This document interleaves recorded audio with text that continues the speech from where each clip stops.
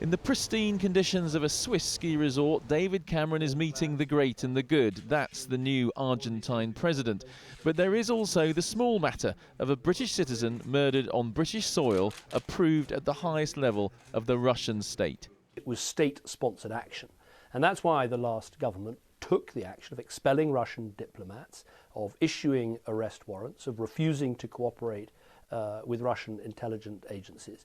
And those measures continue, and what we've added today, rightly, is further asset freezes, writing again to the prosecuting authorities to see what more can be done.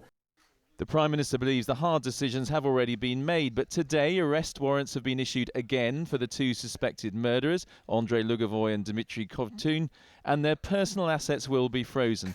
But as yet, there are no significant new sanctions against the Russian state. The Russian ambassador was summoned to the Foreign Office, but when he left, he seemed defiant and listed Russia's objections.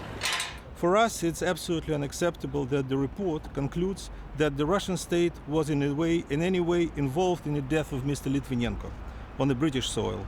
And the last one, this gross provocation of the British authorities cannot help hurting our bilateral relations. Vladimir Putin. The Litvinenko family want further measures targeting President Putin and the head of the Russian Secret Service at the time. Their lawyer says the Prime Minister must do more.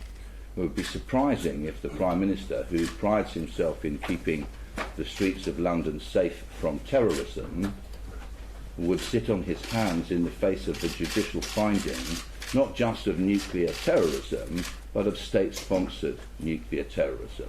But Russia is a key player in much of the world, not least Syria, where its air power now has to be taken into account.